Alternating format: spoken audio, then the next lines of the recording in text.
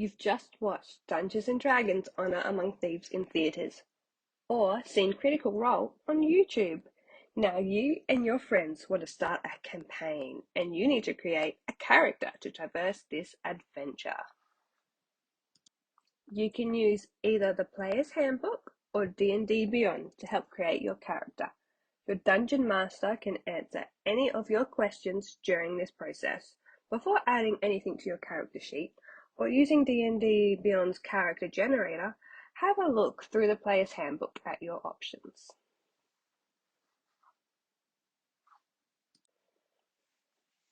First, pick your race. There are a number of races to choose from. You can be a dwarf, elf, halfling, human, dragonborn, gnome, half-elf, half-orc, or tiefling. Ask your DM if you want to play something else. Next, choose your class. Your class provides you with your skill sets and what you do for the party. You can choose from Barbarian, Bard, Cleric, Druid, Fighter, Monk, Paladin, Ranger, Rogue, Sorcerer, Warlock, and Wizard. Then choose your background. This tells us what you were doing before the adventure and gives you some extra skills. There are a number of backgrounds to choose from. Look through Chapter 4 or from page 125 in your Player's Handbook to decide. And you can always find extra things on D&D Beyond that aren't in your handbook. Then look through your equipment options. Each class and background has their own list of equipment and what weapons you are proficient in. You can find this list under your class and background descriptions. Chapter 5 provides you with a list of all the equipment options to choose from, as well as armor.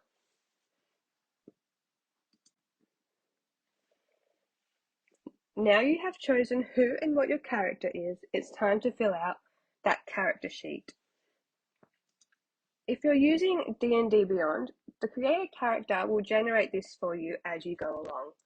But if you are using pen and paper, you can find the printable character sheets online, or your DM might supply them for you. Let's start by adding your character's name. Each race has a list of name options, or you can make up your own. Next, add your class and level. Usually it's level 1, but check with your DM. Then add your race, background, and your name. You will find there is an option for alignment. To find your alignment, check the ideal background trait you picked and add it here. Some races also have alignments with them, so be sure to check them as well. Now on the right side, you will see personality traits. Here put in the traits you picked or rolled for your character from the background section. Under this is the features and traits.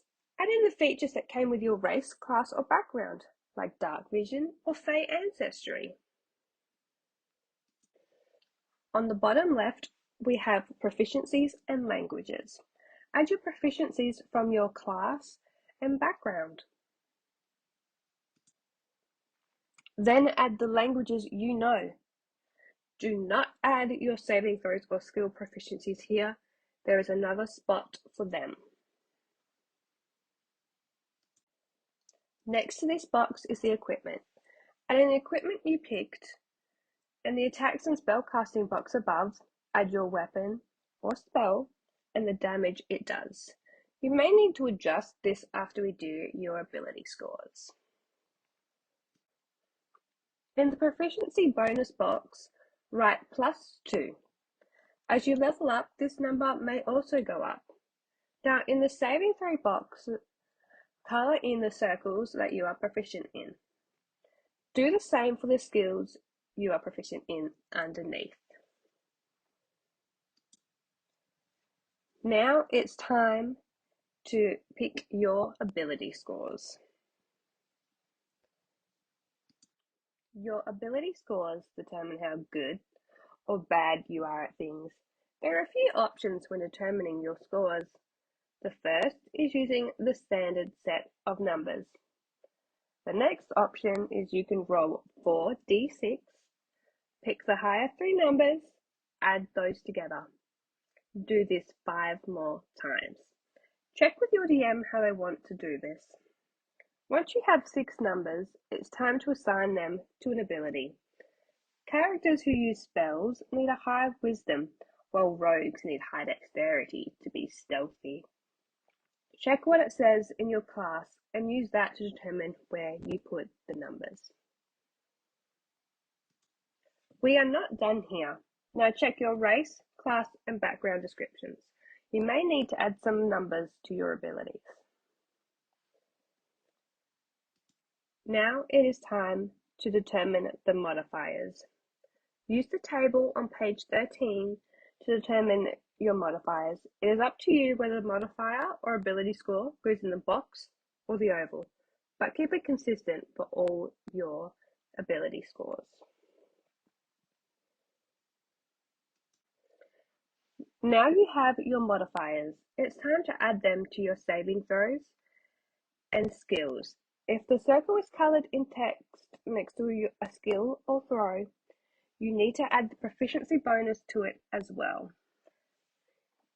You're almost done. Alright, let's add your speed. This is how fast you move based on your race. Initiative is your dex modifier. Now let's do your armor class. Your armor class, if you are not wearing armor or carrying a shield, is 10 plus your dex modifier. If you do have an armor or a shield, use their AC on page 145. Also note if your armor causes you to make stealth rolls at disadvantage. Lastly, determine your hit points. Based on the class you chose determines which dice you roll, then add your con modifier. And you're done! You just created your first Dungeons & Dragons character. Go forth and slay a dragon.